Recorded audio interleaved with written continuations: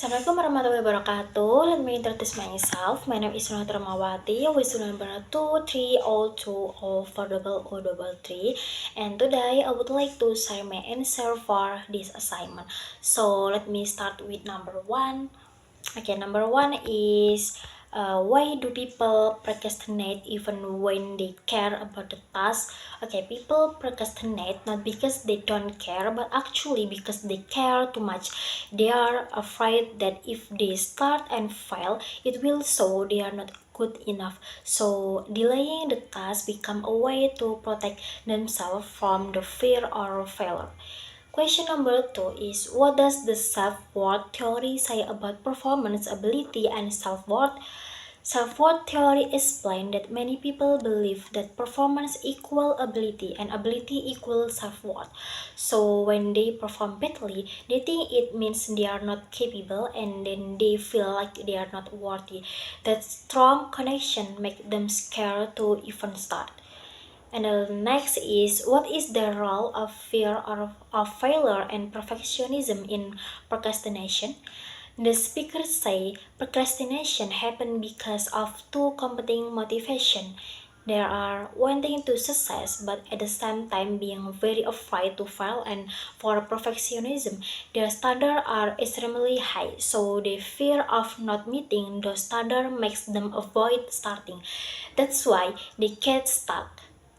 And question number four is what strategies does the speaker give to overcome procrastination?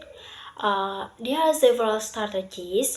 There is first increasing self-awareness, understanding what we are feeling when we procrastination. Second, strengthening our positive motivation by remembering why the task is important. And number third is breaking big tasks into smaller steps so they feel more manageable. And lastly, changing our mindset that performance doesn't define our ability and our ability doesn't define our worth.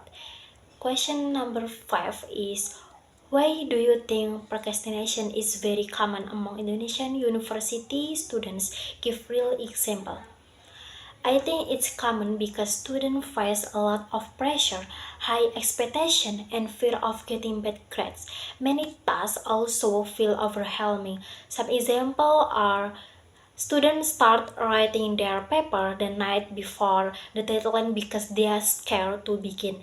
Presentations are prepared at the last minute because they want them to be perfect. And the last is people often say there's still time, but deep down they are just anxious to start. And next is the speaker say procrastination is not a weakness but self-protection. Do you agree? I agree. Many times I procrastinate not because I'm lazy but because I'm scared of making mistakes or being judged.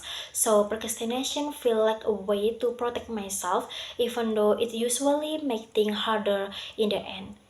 And the question number seven is how do Indonesian students usually talk about procrastination like a joke, problem, or something normal? And what does this show about student culture? Most students talk about procrastination as something normal or even as a joke.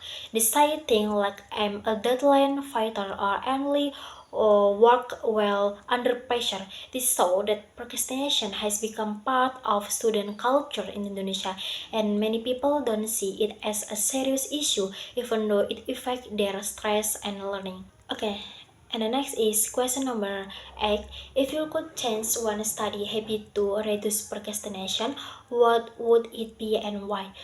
I would change my habit of starting tasks too close to the deadline. I want to try starting earlier, even if it's only for 10 minutes or 15 minutes. Usually, once I begin, it becomes easier to continue and I feel less stressed. And the last quote say, may your choice reflect your hopes, not your fear. What does it mean to you as a student? For me, it means I should make decisions based on my goals and dreams, not my fear of failure.